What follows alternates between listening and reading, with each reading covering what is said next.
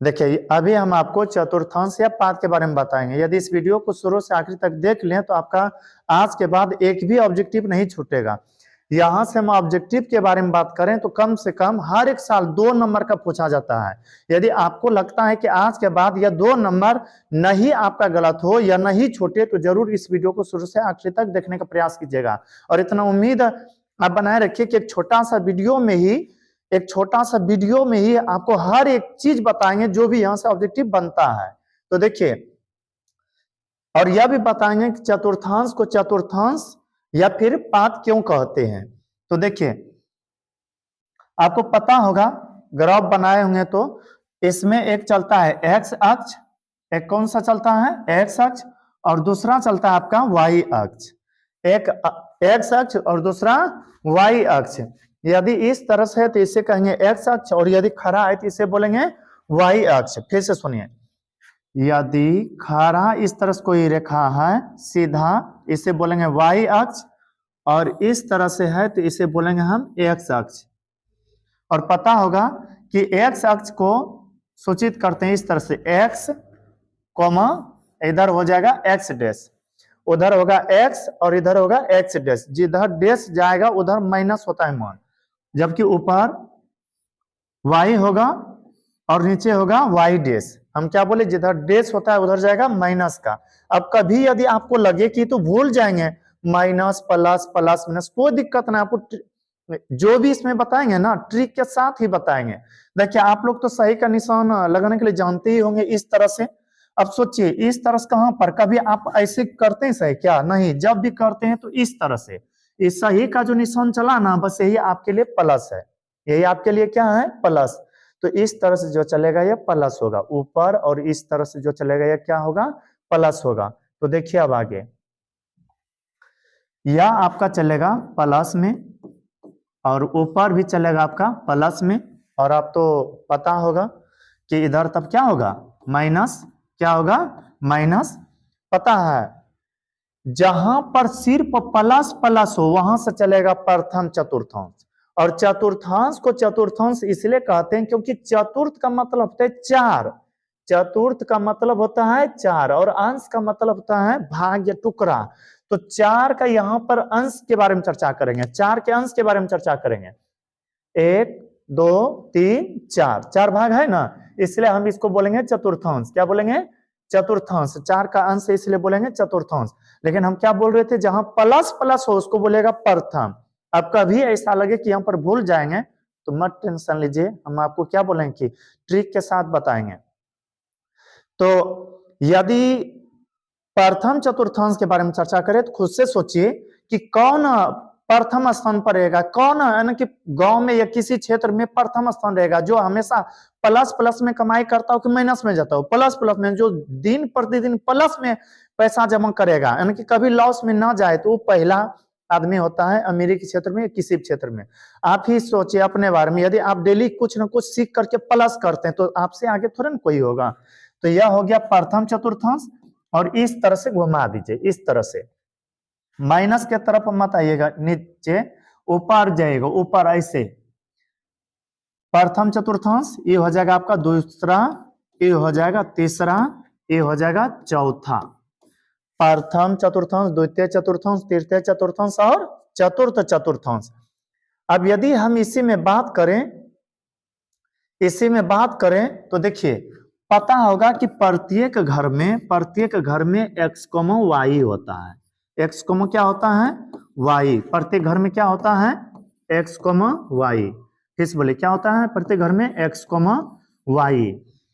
अब यह सोचिए कि इसमें एक्स कॉमन किसमें है? इसमें तो एक्स कॉमन प्लस में है। किसमें है? प्लस में। तो आप एक्स कॉमन प्लस में दीजिएगा, और y का भी मान किसमें है? प्लस में। तो प्लस प्लस हो गया प्रथम चतुर्थांश, प्लस प्लस प्रथम चतुर्थांश। अब इधर आते हैं, पहले तो x लिखा जाता है उसके बाद y, तो x का मान किसमें है? माइनस में है, और प्लस का y का मान प्लस में। देखिए यदि मान लीजिए कि इसमें कुछ गलती हो जाए तो उसको आप कमेंट करके जरूर बताइएगा ताकि उस गलती को हम सुधार सके। और बाकी बात मेरा तो पूरा प्रयास रहेगा कि आपको पूरा A to Z इससे संबंधित जो भी प्रश्न पूछा जाता है उसके बारे में क्लियर करके ही बता दें। तो अब देखिए इसमें आते हैं, इसमें x कॉमन की। अब यदि ऐसा लगता है कि एक्स वाई कैसे कैसे हम बोल रहे हैं तो देखिए यहाँ पर जैसे हाथ रखे ना, यहाँ पर अरे मिटने लगते हैं काहे ना, हाँ यहाँ पर हाथ रखे तो ये नीचे आएंगे तो y को टच करेगा, ऊपर जाएंगे तो x को टच करेगा।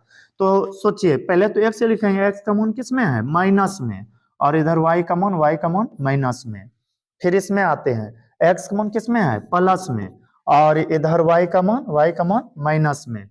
तो आपको यहीं पर याद रखना है कि प्लस प्लस प्रथम चतुर्थांश, क्या याद रखना है, प्लस प्लस प्रथम चतुर्थांश और माइनस प्लस द्वितीय चतुर्थांश। हालांकि नहीं भी याद होगा कोई दिक्कत नहीं, ट्रिक की बात की हम ट्रिक के साथ अभी बताएंगे। और अब इधर आते हैं, इधर माइनस माइनस रहे तो तृतीय चतुर्थांश बोलेगा, माइनस माइनस तृतीय चतुर्थांश, और प्लस माइनस रहे तो चतुर्थ चतुर्थांश। अब इसी को हम आपको ट्रिक के साथ थोड़ा बताते हैं किस तरह से प्लस माइनस करना है।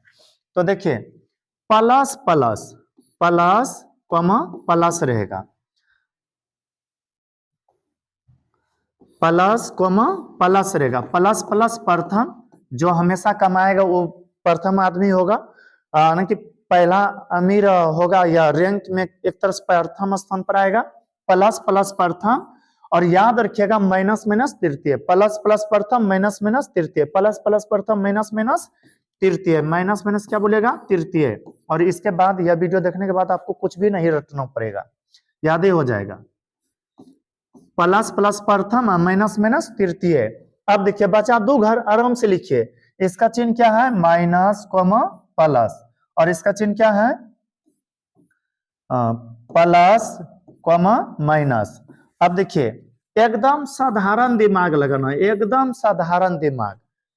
इसमें बताइए के छोर दिख रहा है, दो छोर, कितना छोर, दो छोर। अब कहिएगा ये कौन सी बोल रहे हैं, सही बोल रहे हैं, यहाँ पर देखिए एक छोर, इधर एक छोर, क्या छोर हुआ, दो छोर।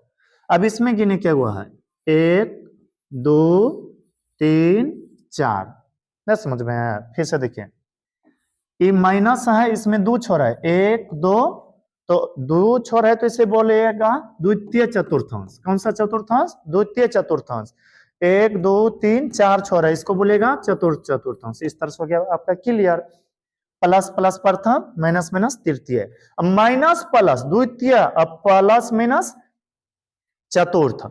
अब इसी जगह पर देखिए अगला प्रश्न क्या क्या रहेगा, और पता है यहां से ऑब्जेक्टिव में रहता है, इस जगह से ऑब्जेक्टिव में रहता है 2,3 किस पाद में है या किस चतुर्थांश में है, पाद का ही दूसरा नाम चतुर्थांश है। जैसे मान लीजिए आपका कुछ असली नाम है, डुप्लीकेट या फिर दूसरा नाम, और कुछ न कुछ आपका होगा ही। उसी तरह से यहाँ पर जैसे है 2, हाँ उसी तरह से चतुर्थांश को हम पाद बोलते हैं। अब आते इधर, यहाँ पर है 2,3। अब यह सोचिए 2 किस में है, प्लस में है, 3 किस में है, ये भी प्लस में है, प्लस प्लस प्रथम चतुर्थांश। यदि आपसे पूछे कि 2,3 किस चतुर्थांश में है, कहिएगा प्रथम चतुर्थांश। किस चतुर्थांश में, प्रथम चतुर्थांश में। यदि इसी जगह पर आपसे पूछे कि -6,4 किस चतुर्थांश में है, शुरू में देखिए क्या है, माइनस है, उसके बाद प्लस। जब दो चिन्ह रहे तो फिर साधारण दिमाग लगाइएगा, इधर क्या छोड़ 1 2 कह दीजिए, ये द्वितीय चतुर्थांश में है। कौन सा चतुर्थांश में, द्वितीय चतुर्थांश में। और थोड़ा सा आगे बढ़ते हैं, देखिए 8,-6 किस चतुर्थांश में है, ये तो पहला प्लस में है, दूसरा माइनस में है, दो चिन्ह आया ना, तो साधारण दिमाग लगाइए, क्या भाग के छोड़ 1 2 3 4, ये हो गया चतुर्थ चतुर्थांश में। किसमें, चतुर्थ चतुर्थांश में। यदि 8,6 की बात करें, दोनों प्लस प्लस है, तो प्लस प्लस कौन सा होगा, प्रथम होगा, प्लस प्लस कौन सा होगा, प्रथम चतुर्थांश होगा। और यदि पूछ दे -6, -7, सोचे माइनस माइनस ना, माइनस माइनस कौन सा जाएगा, तृतीय, प्लस प्लस प्रथम माइनस माइनस तृतीय। बाकी बात ये छोर के हिसाब से आप क्लियर कर दीजिएगा। यहाँ से एक ऑब्जेक्टिव कम से कम इस टाइप का पूछा ही जाता है, और कहां से और दूसरा तीसरा रहता है वो अभी बताएंगे। देखिए आगे चलते हैं, हाँ, तो यहाँ पर मान याद रख लीजिएगा थोड़ा बहुत, प्लस प्लस प्रथम, माइनस माइनस तृतीय, जबकि माइनस प्लस द्वितीय, अब प्लस माइनस चतुर्थ। अब आते हैं इधर, यहीं से प्रश्न पूछा जाता है एक्स वाई भुज कोटि वाला, पता है एक्स जो देखते हैं ना इसी का नाम है भुज, एक्स को ही कहा जाता है भुज, एक्स को क्या कहा जाता है भुज, एक्स को क्या कहा जाता है भुज। और उसके बाद वाई जो देखते हैं इसको कहा जाता है कोटि, क्या कहा जाता है कोटि। एक्स को कहते हैं भुज, और स्क्रीनशॉट ले लीजिएगा ताकि आपका यहां से डाउट क्लियर हो जाए। एक्स को कहते हैं भुज और वाई को कहते हैं कोटि, एक्स को कहते हैं भुज और वाई को कहते हैं कोटि। अब यहीं से पूछा जाएगा कि 5,3 में भुज का मान क्या होगा, 5,3 में भुज का मान क्या होगा, पता है ना। भुज कहते हैं एक्स को, एक्स तो पहला मान होता है, आपको अभी तो बताए थे, पहले एक्स उसके बाद वाई, पहले एक्स उसके बाद वाई। अब भुज कोटि में कभी भूल जाइएगा किसको क्या कहेंगे, तो पहले याद रखिएगा, पहले भुंजा भुज उसके बाद कोटि में डाल, समझिए पहले भुंजना है उसके बाद कोटि, हम अपने पेट को बोल रहे हैं आपको सिखाने के लिए, भुज उसके बाद कोटि। तो पहला हो जाएगा भुज और दूसरा हो जाएगा कोटि, पहला क्या होगा भुज, दूसरा होगा कोटि। भुज का मान पूछे तो कहिएगा 5 और कोटि का मान 3, पहला होता है भुज और दूसरा होता है कोटि। अब यहां से थोड़ा ऑब्जेक्टिव क्लियर करवाते हैं, देखिए अब बताइएगा तो 8,6 में भुज का मान क्या होगा, बोले ना सर अभी आप बताए थे हमको पहला भुज और दूसरा कोटि, सही है मेरे विद्यार्थी, पहला भुज उसके बाद कोटि। तो भुज का मान बोली कितना है 8 है और कोटि का मान 6 है। उसके बाद 9,-6 में कह दे कोटि का मान, कोटि बाद में ना, पहले भुज और सॉरी पहले भुज उसके बाद कोटि, कोटि का मान कितना हो जाएगा 6। यहां से तो अब आपका ऑब्जेक्टिव क्लियर हो जाएगा। याद रखिएगा यह भी टाइप पूछा जाता है और कई बार पूछा गया है, भुज कोटि पूछे तो अच्छा से क्लियर कर दीजिएगा। तो एक्स को क्या कहते हैं भुज, एक्स को कहते हैं भुज और वाई को कहते हैं कोटि। अब चलते हैं आगे, आगे यहीं से आपका ऑब्जेक्टिव आएगा, इसको मिटा देते हैं।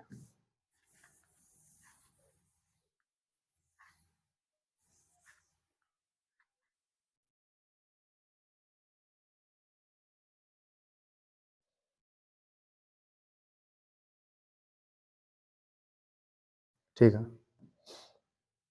देखिए यहीं से पूछा जाता है एक्स अक्ष से दूरी वह बिंदु क्या कहलाती है, दूरी एक्स अक्ष से दूरी वह बिंदु क्या कहलाती है, वाई कहलाती है। एक्स अक्ष से दूरी वह बिंदु क्या कहलाती है, वाई कहलाती है या फिर कोटि कहलाती है।